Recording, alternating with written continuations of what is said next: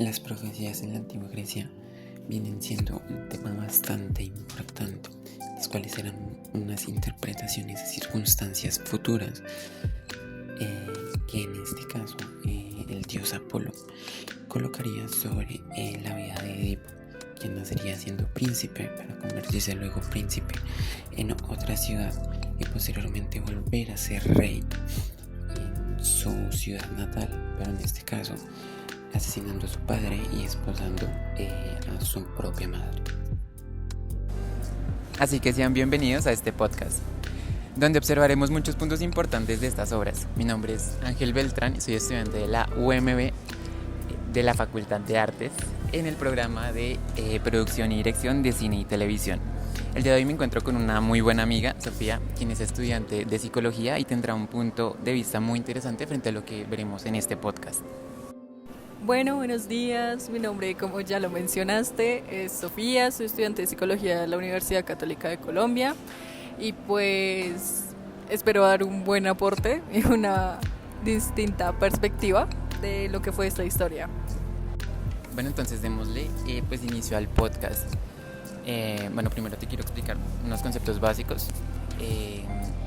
Cuando leemos una obra literaria, lo que estamos haciendo es una lectura dramática en donde en tu mente se está creando una película en base a lo que estás leyendo. Cuando vemos una película, lo que hacemos es una lectura escénica en donde tú estás percibiendo la lectura de otra persona mediante el audiovisual.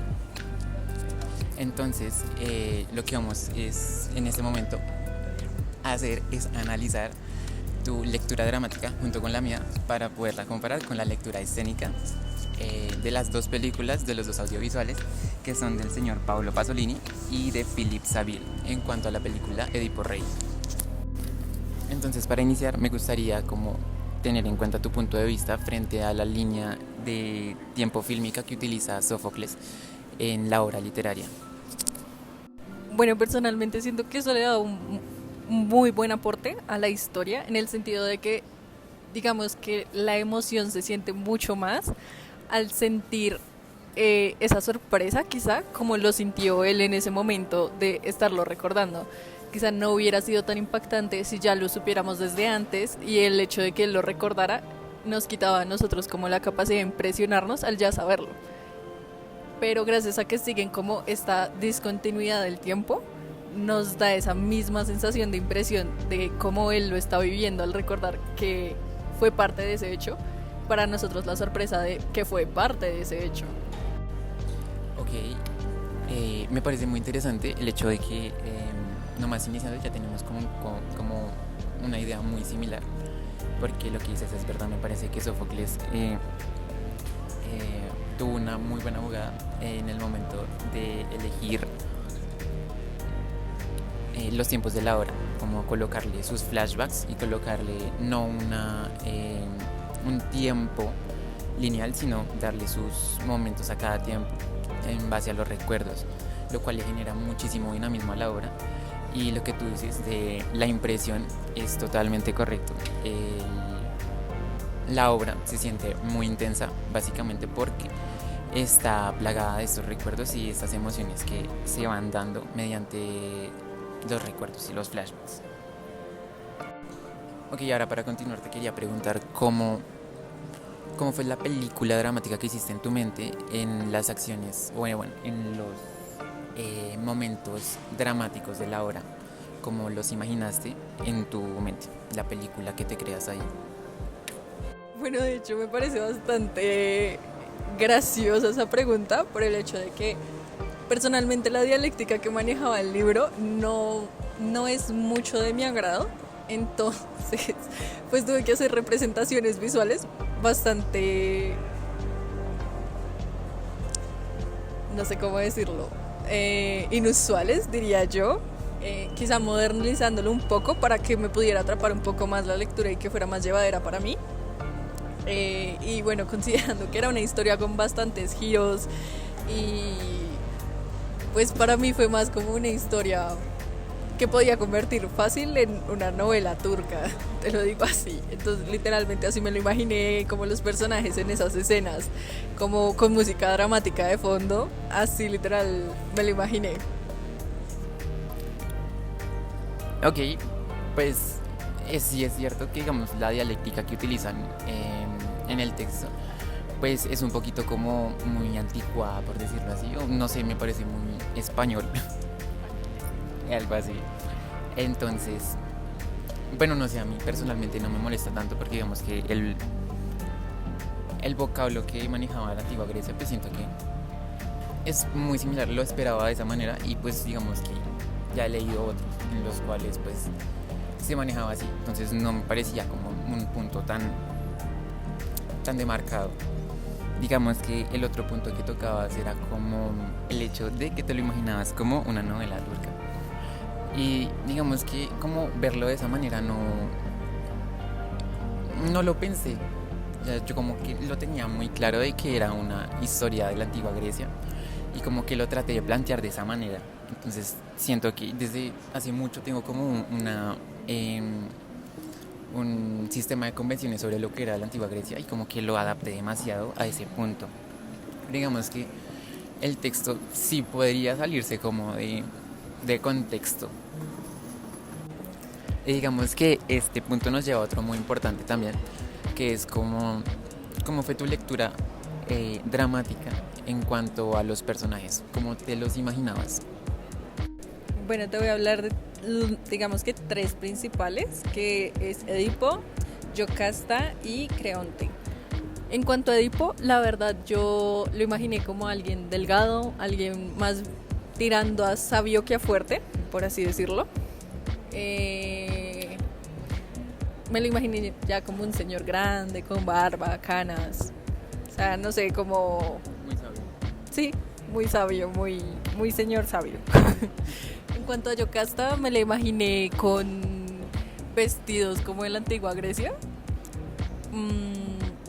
Quizá más joven de lo que realmente era. La visualizaba como alguien tipo de 25 años. O sea, yo sé que no, pero así la imaginaba.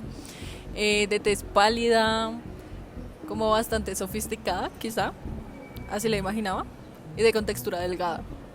En cuanto a Creonte, me lo imaginaba más como un señor, sí, un poco de muchos músculos, alto, con bigote, también, como muy clásico, quizá, así lo diría. Mira que pensamos diferente. Porque, bueno, para empezar por Edipo. En mi representación griega, no sé por qué tenía en mente de que un rey sería como algo así como más un gladiador. Yo lo tenía más como por ese concepto. Entonces me lo imaginaba como una persona muy fornida y como con un ego muy marcado. Y no alguien tan sabio realmente, como una persona más de fuerza bruta que de conocimientos. Pasando a Yocasta, me la imaginaba también como, sí, como tú lo dices, una tez pálida, como también una persona muy joven, o sea, que se mantuvo joven. Pues ya conociendo el contexto de la historia, una persona que se mantuvo muy joven, algo así, quizá no 25, pero sí algo así como 40, alrededor de 35, 40, por decirlo así. Y ya pasando a Creonte, pues no sé, yo a Creonte me lo imaginaba como una persona gordita, una persona muy noble, como muy dada a Edipo, como algo así. Yo lo veía de esta manera, como que era otro servidor de Edipo, a pesar de que pues era su cuñado y tenía pues cierto poder sobre Tebas, pero realmente yo me lo imaginaba más como otro servidor de Edipo, que era como un poquito más irrelevante. Digamos que ya pasando a una comparación del texto con las dos películas, la película de Paolo Pasolini y la película de Philippe Saville, pues tendría como varios conceptos a comparar en cuanto, primero que todo, la línea del tiempo fílmica. Siento que en la adaptación de Paolo Pasolini, él fue como un precursor de hacer una sola línea del tiempo. O sea, rompió con las bases del texto de Sófocles, en donde pues tomó un inicio y lo condujo hasta el final. Entonces siento que también hubo como mucha sorpresa, pero bueno, ya habiendo leído el libro como que se difumina un poco, pero siento que no generó la cantidad de dinamismo que tenía que generar. Yo siento que Paolo Pasolini no entendió muy bien lo que se quería transmitir, y siento que fue como una obra muy retratada a lo que él quería transmitir, más que a lo que se venía transmitiendo ya desde la antigua Grecia con Sófocles. En cuanto a Philippe Saville, siento que él respetó demasiado el texto original de Sófocles, en donde lo tomaba casi que literal. Entonces fue una representación muy pegada al texto, y como que tenía una fidelidad al texto muy marcada, incluso en el coro, en los diálogos, y evidentemente en la línea del tiempo fue pues muy marcada realmente. Digamos que ya pasándonos de todo al tema de dirección de fotografía o de cámara en las obras, a comparación de lo que teníamos planteado mediante la lectura dramática del texto, Philippe Saville dio como un poco más de dinamismo en cuanto a conceptos cinematográficos de cámara que Paolo Pasolini, porque Paolo Pasolini era, en esta obra, era muy plana, era como simplemente plano tras plano, sin una juxtaposición ni una secuencia de planos que fomentaran algo más que lo que se estaba tratando de retratar con los diálogos.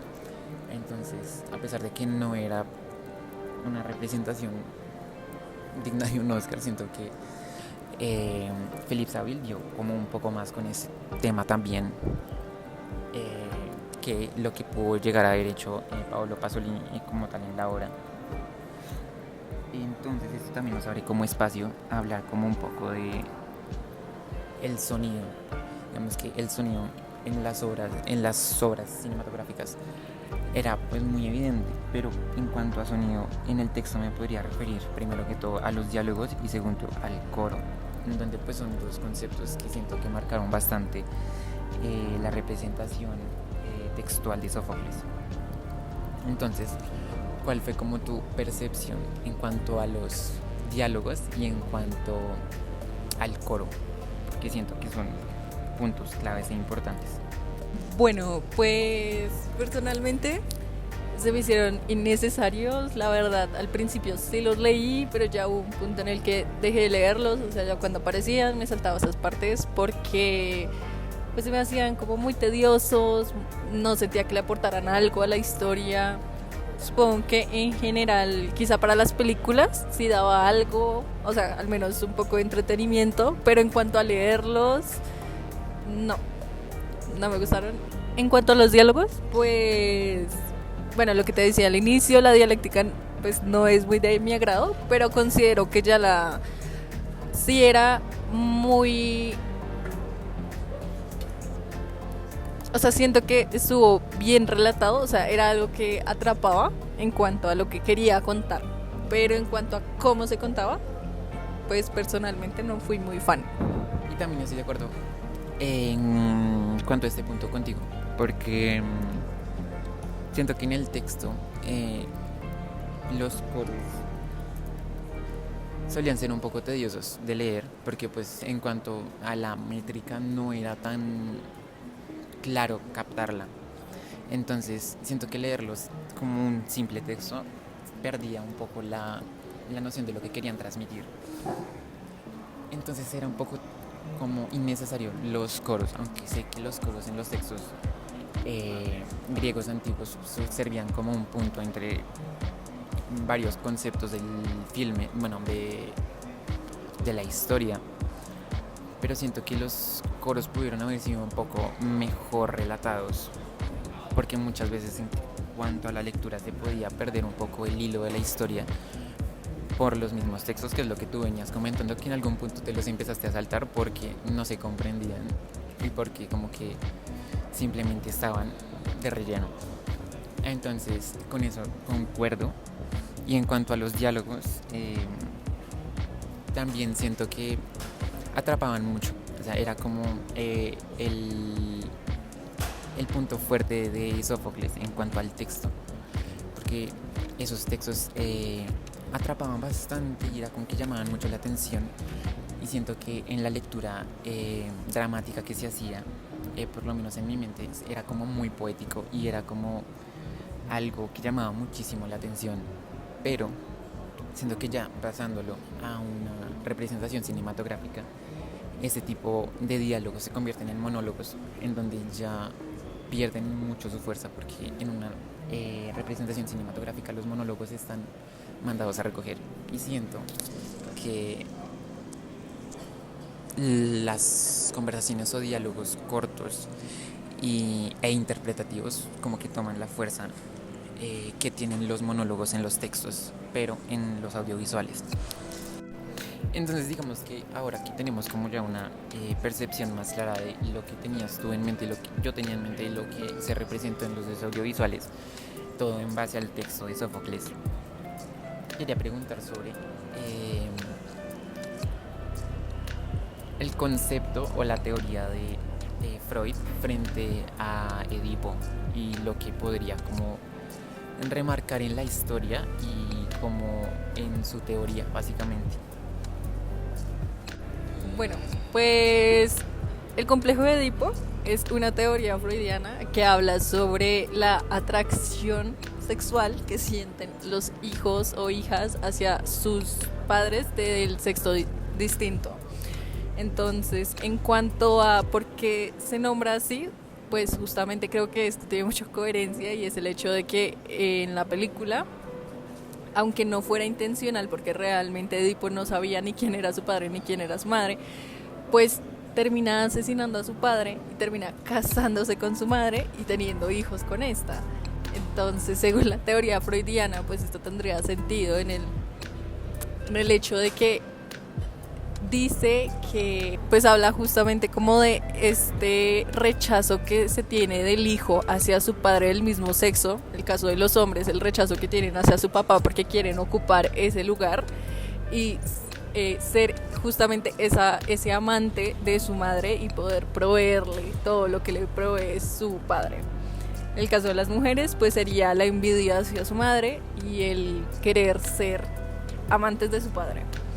Entonces, pues sí se puede ver reflejado en la lectura, en las películas, como esto podría ser un hecho incluso inconsciente. Y con esto culminaríamos el análisis de la lectura Edipo Rey de Sófocles, posteriormente llevada a la pantalla grande mediante el cine. Muchas gracias.